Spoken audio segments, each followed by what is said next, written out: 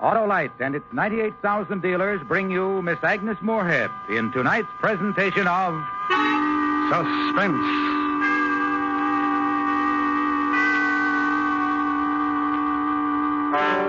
Tonight, Autolite salutes the American Automobile Association and its traffic safety program as we present a dramatic report called The Empty Chair. Our star, the First Lady of Suspense, Miss Agnes Moorehead.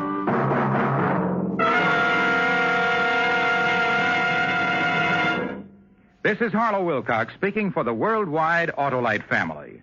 Since 1922, the American Automobile Association, with the cooperation of 276 affiliated clubs, has been active in helping schools develop educational programs designed to protect children on their way to and from school and to make them careful drivers upon graduation.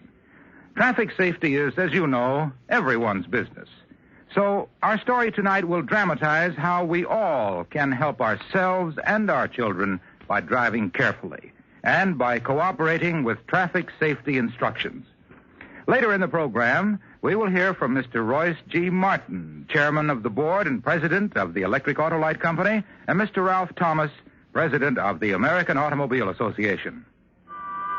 And now, Autolite presents transcribed The Empty Chair, starring Miss Agnes Moorehead, hoping once again to keep you in suspense.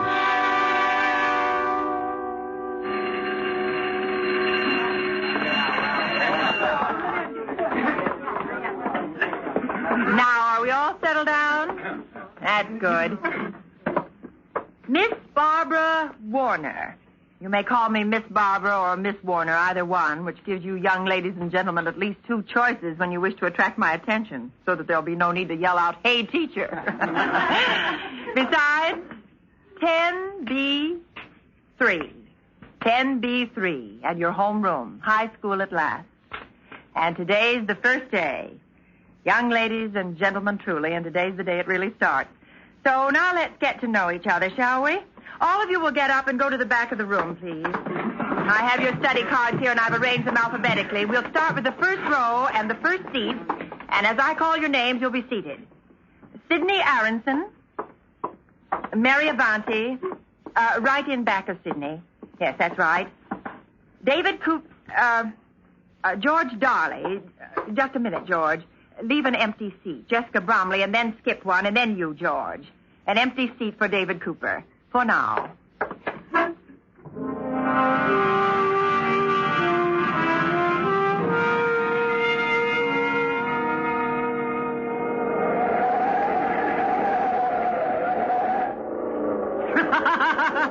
How'd you like that, Miss Warner?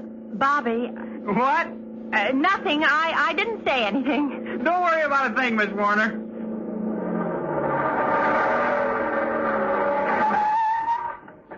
Home. And how'd you like your ride? Well, I'm glad it's over. And I was just getting a compliment ready for you. Oh, you were? I've never had a teacher in my car before. Mm-hmm. And? I wanted to see how one of them would react to going 65 miles an hour. Nearly 70, Bobby, and in a residential section, too. Just for the last 6 blocks, Miss Warner. I was going to say how I was surprised you didn't scream at me or get hysterical. I was going to say I'm glad, since you're that kind of person, I'm glad you're going to board with my mother and me. Now you're sorry about the whole thing. Oh, no, I didn't mean that. I'm a good driver, Miss Warner. Yes, I'm sure you are. And this is a good car. Yes, it's beautiful. You mean it? Yes, of course I do, Bobby. But what about school, the traffic classes, and the sessions on safety? What about them? Well, didn't they impress you? Most of the boys and girls learned to drive through school classes, didn't you? Yes, ma'am. And reaction times, you were taught about those, and how no one's reaction time is really fast enough to cope with an emergency at high speed. You drive as if you'd forgot all about that as soon as you walked out of class. And you sound like Bobby, Miss Warner. Oh, that's my mother. Well, what are you two out here for? Come on in. I've got tea made. Oh, I'm so glad you're here, Miss Warner. I wasn't sure when you'd arrive.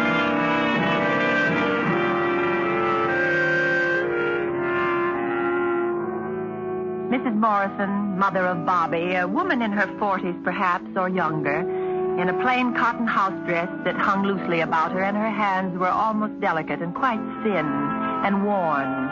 And her fingers quickly, nervously pushed strands of graying hair tied against her temples, and on her face the trace, and not yet deep, of lines of strain.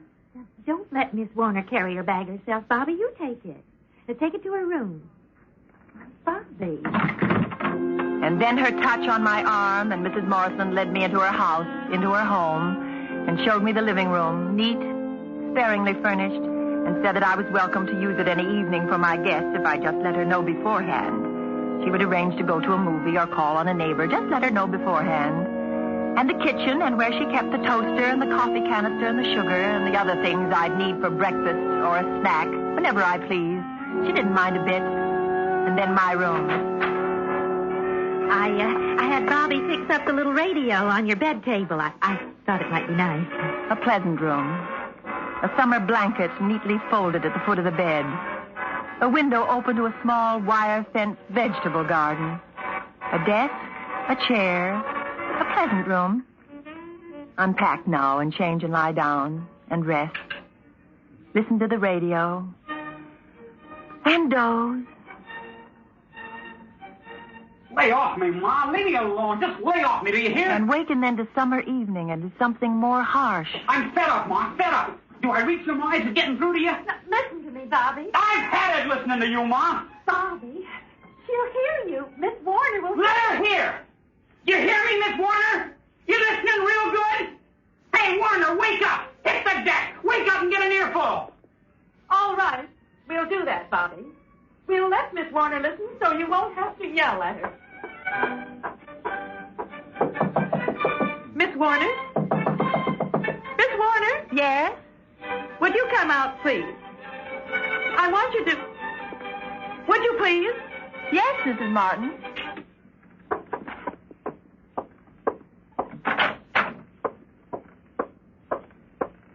Good evening, Bobby. You flip or something, Ma? My son was yelling and screaming at his mother and then at you.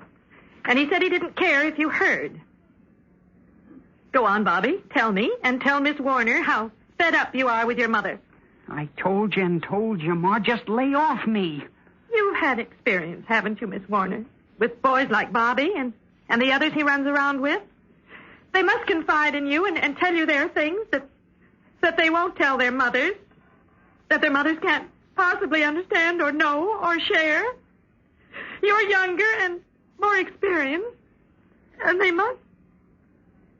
Bobby? You're getting it blow by blow, Miss Warner. You stick with Ma and me, and you'll get it every night on the night. Where are you going tonight, Bobby? Who will you be with tonight, Bobby? Where'll I find you if I need you, Bobby? If you need me, Bobby? Look, I'm 17. And there's a joint that's got a jukebox in it. And girls with pockets full of dimes. And me, I got a car. Hot, real hot. You and the high school teacher here, Ma, you put your heads together. And maybe it'll come out mathematical where your baby boy is nice. Oh, I'm sorry, Miss Warner. Forgive us, please. Oh, don't mention it. No, I want to tell you about my boy. He's had no father since he was 8. When he was 13, Bobby got some work around the garage after school. It helped. It helped out a lot. And I was glad to see it. He loved working around motors. And, well, you saw that car he built. A boy 17 to have built such a car. Mrs. Morrison. Yes? Have Bobby ever told you about Mr. Douglas? I don't think so. He's a teacher at our school, a manual arts teacher.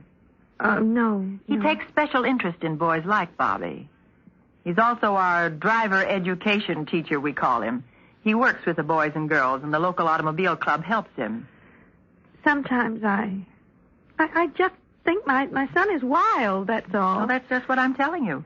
Mr. Douglas teaches safety and sanity in driving. He tries to tell the young people... Mrs. Morrison! Hey, Mrs. Morrison! Oh, hello, David. Come in. Oh, David, this is Miss Warner. She teaches at the high school where you're going to go this year. Miss Warner, this is David Cooper, a neighbor boy. Hi, Miss Warner. Hello, David. I'm glad to know you. Me too. Where's Bobby, Mrs. Morrison? He's not here, David. Oh, out in the garage, huh? Working on that super neat job of his, I'll bet. I don't think so. Well, where'd he go, Mrs. Morrison? I don't know. He promised me. He promised me for sure this time. Promised you what, David? Well, he said next time he was in a race, I could ride with him. And I know there's one tonight. He Welshes out on me. But, well, he's the best, Mrs. Morrison. Real absolute best. Why, he's got all those other guys... How old are you, David? Huh? I asked how old you were. 13. What's that got to do with it? Bobby promised me. He said I was old enough now for him to break me in. Well, good night, Mrs. Morrison. Miss Warner. David's our neighbor boy. Not many years ago, I used to babysit for his mother. Read to him, he and Bobby. Could I fix you something to eat, Miss Warner?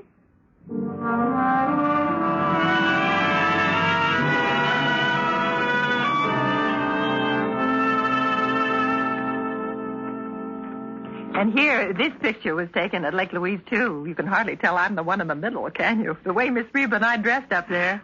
It must have been very expensive. Oh, and restful. I got a lot of reading done, and I've been promising myself to get... Oh, sit still, Mrs. Morrison. I'll get it. Good evening. Good evening. Does this young man belong here? Yes, he does, officer.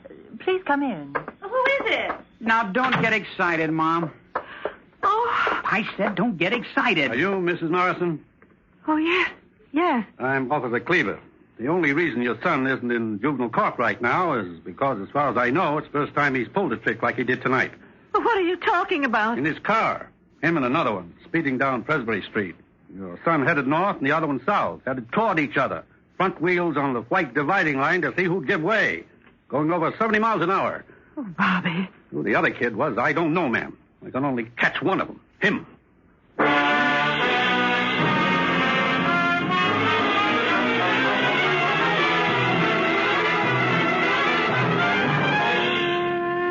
Autolite is bringing you Miss Agnes Moorehead in The Empty Chair, tonight's presentation in radio's outstanding theater of thrills, Suspense.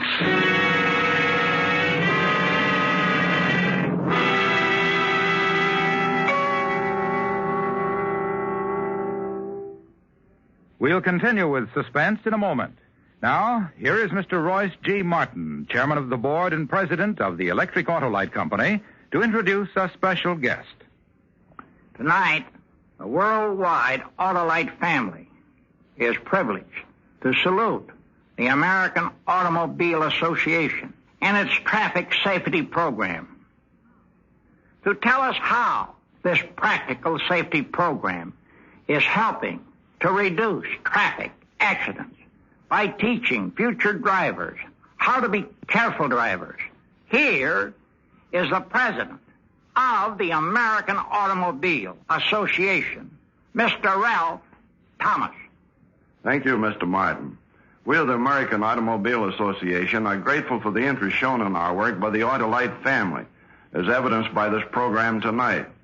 The problem presented in this dramatization is, unfortunately, a very real one and a very common one. However, cooperating with school and community authorities, we are engaged in stimulating and aiding an active educational program to teach our young drivers and pedestrians safety first. This year alone, 3A materials and services are being widely used in grammar and high school class instruction. Indeed, will help over 12 million students. This, of course, is important to all of us. If you have a son or a daughter in school, ask about this program and set a good example yourself by practicing safety behind the wheel. If you are a student, take an active part in class, and when you are behind the wheel, be the best amongst the young drivers. Be a sportsman-like driver. Thank you, Mr. Thomas. And as an 8-year-old boy said when he was asked what safety meant, safety is thinking not to get hurt or to hurt. There's a definition we should all remember. And now, Autolite brings back to our Hollywood soundstage Miss Agnes Moorehead in Elliot Lewis's production of The Empty Chair, a dramatic report well calculated to keep you in suspense.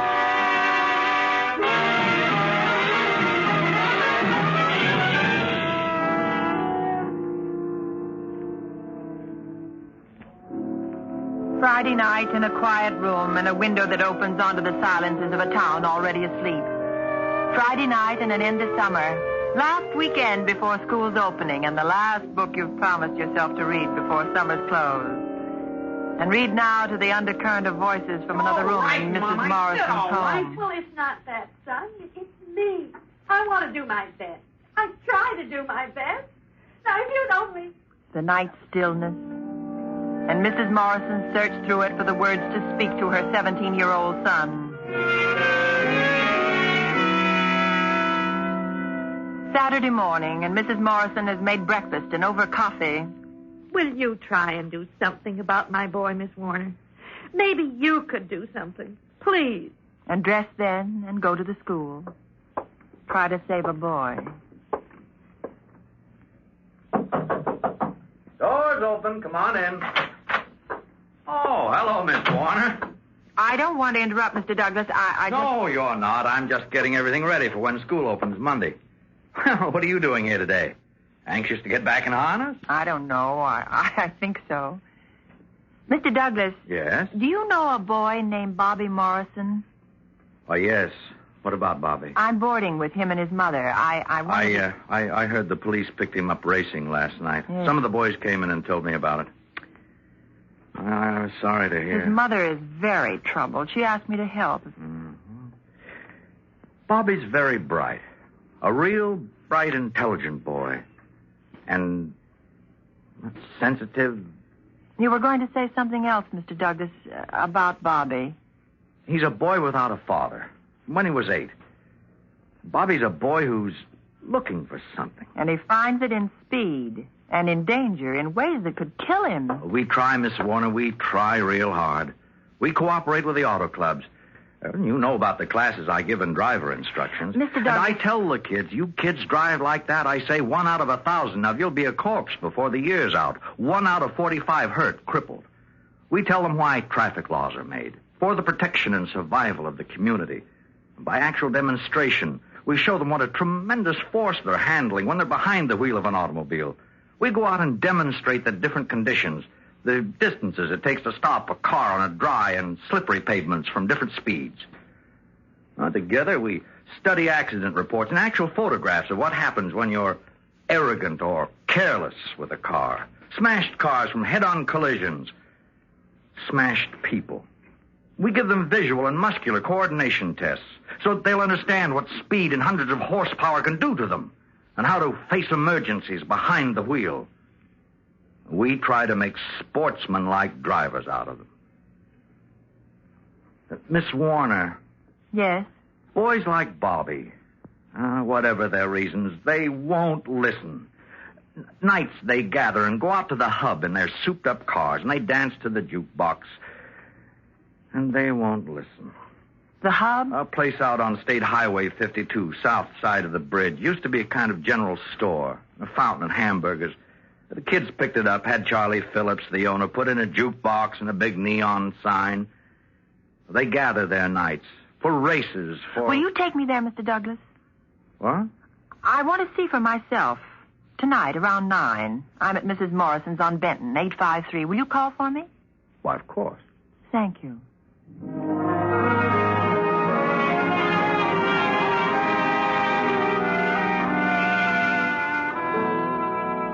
And later, when I got back to the house, Mrs. Morrison said Bobby hadn't been home all day. But it wasn't unusual, she said. He'd show up for dinner. But he didn't. And Mrs. Morrison picked at her food and got up from the table too often and walked around and made excuses which could cover Bobby's not being there. A double feature Bobby had to see twice. A friend had him to dinner, and Bobby forgot to call. The ordinary excuses we all make to hold back the truth for a while. And after dinner, dishes and her trying to chat brightly, but somehow sentences trailing off and not being finished. And glances through the window onto the night street, and the head cocked to the sound of every passing automobile. And when the doorbell rang, a mother hurrying for news of her son. Oh, And the disappointment. please come in, Mr. Douglas. Thank you. Oh, Miss Warner. Mr. Douglas is here. And the ride down State Highway 52. South through good countryside of sycamore and birch, across a wooden bridge. And the intrusion now upon a time of evening quiet of a thing. A wheel, an enormous wheel of red neon. A wheel whose each spoke displaced a tube of sky when it lit. One spoke after another. And when the huge and clever wheel was finally complete, a thing happened. The word hub announced itself at the split second when the center of the wheel appeared. This is the place. Let's go inside. You and your friend can have this booth right here, Mr. Douglas. Thanks, Charlie. Oh, don't go away. I want you to meet a friend of mine, Miss Warner, Charlie Phillips. How do you do, Mr. Hello. The hub belongs to Charlie. Yes, ma'am. How are things, Charlie? Last night, that kid over there, you see him? That one near the music box? Gordon Matthews? Who knows what his name is? Well, that's Gordon, all right. He was in my homeroom last year. You should have made him write a few hundred times, don't play with matches. He would like to set fire to the place last night. Why, that boy's barely 15 years old. What's he doing out here 5 miles outside of town, this late at night? Listen, he's got a parent or two can ask that question, not me. Well, why don't you just tell him to go home, Charlie? Why don't you keep him out of here? For the same reason you're teaching school, to eat, to make a living. Once this was a nice place. Why, there's David Roper. David? Oh, hello, Miss Warner. What are you doing here, David? David, I'm talking to you. I know you are. How did you get out here? I hitched. Mr. Douglas and I are going to take you home. I'm sorry, Miss Warner, but I... Oh, hi, Bobby. You ready, kid? What is this, Bobby? School opens Monday. Then you ask questions and ask for hands. Saturday night don't belong to you, Miss Warner. Come on, kid. Please, Miss Warner, let me go. Hey, what's the trouble? Look, you'd better stay out of this, Mr. Douglas. David is going someplace with Bobby. I want to know where. Where, Bobby? All right. Outside is my car. And outside is 2 other cars, and the boys in them are impatient. That's how we tell each other we're impatient. You going to race, Bobby? Yeah. And down the road a few yards is a bridge. You get the picture? You're crazy. What's he going to do? Tell her. The 3 of them will line up abreast on the road, then they'll race to the bridge and over it. But there's only room for 2 cars across that bridge. That's right. One of us will have to drop back. Come on, Davy. Okay. Oh, you stay here, David. No. Now, listen, you can get killed. Let go of me. I would if I were you, Mr. Douglas. I'd really let him go. Mr. Douglas, hey, What do you want, Charlie? These kids, they turn into a wolf pack. Don't get yourself into any trouble. Why, these boys wouldn't dare to. Listen, Miss Warner. Last month, an older brother, must have been a man about 30, very hefty fellow with muscles on his forearm. This fella came in here and tried to pull his kid brother out of here. He landed in the hospital. Cut. There's 16 kids here, Miss Warner. But what Bobby is going to do, that race over the bridge with David, both of them can be killed. The way they handle those cars, you don't know. Come on, Davy. You coming? Well, sure.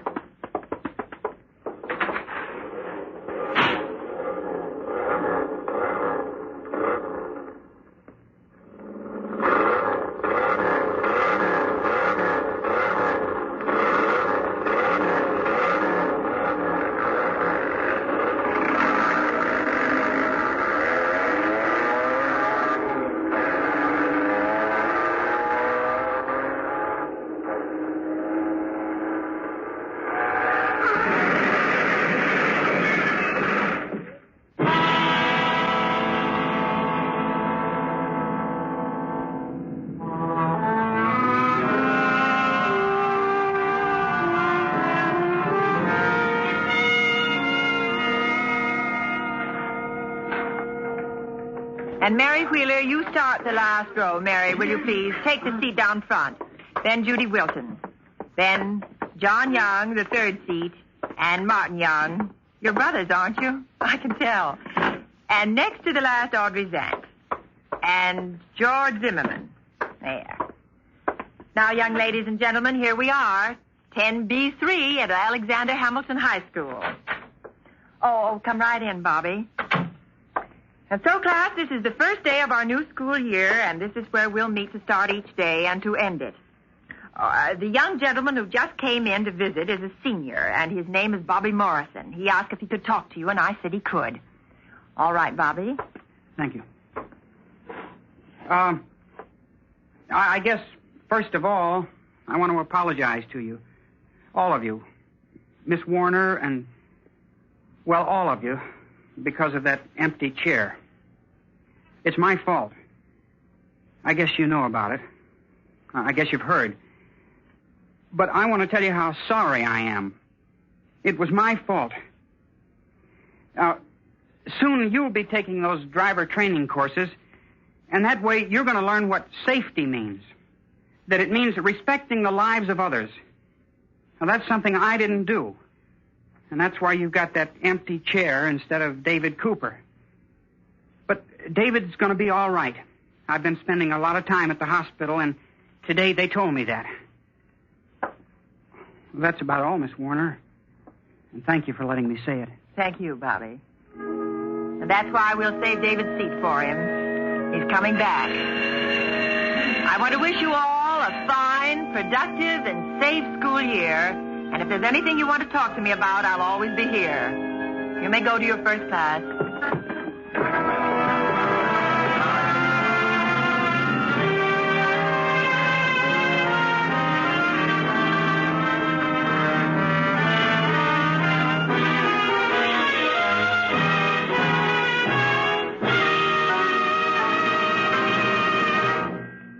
Suspense. Presented by Autolite. Tonight's star, Miss Agnes Moorehead, will return in just a moment. Tonight, our worldwide Autolite family has been privileged to salute the American Automobile Association and its traffic safety program. In fact, everyone who helps bring traffic safety and driver training programs to boys and girls in their school classrooms throughout the world. You, too, can aid in promoting safety by driving carefully at all times and by making sure that schools in your community are teaching traffic safety in their classrooms. Full information on programs available can be secured from your local automobile club affiliated with the American Automobile Association or from the American Automobile Association, Washington, D.C.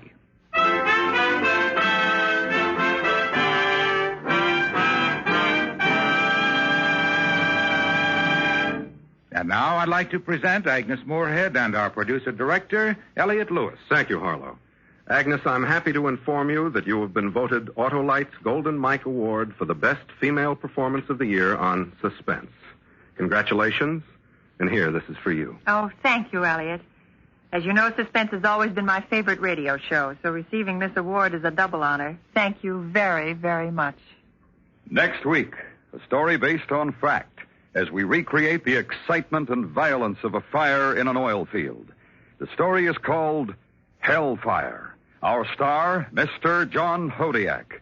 That's next week on Suspense.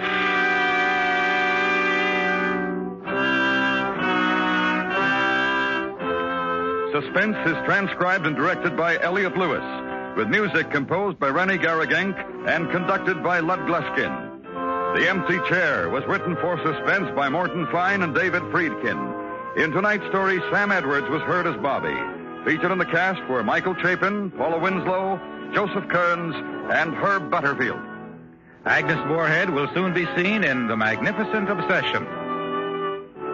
And remember, next week, Mr. John Hodiak in Hellfire. And now this is Harlow Wilcox saying good night for the Autolite family with this reminder. You're always right to be careful.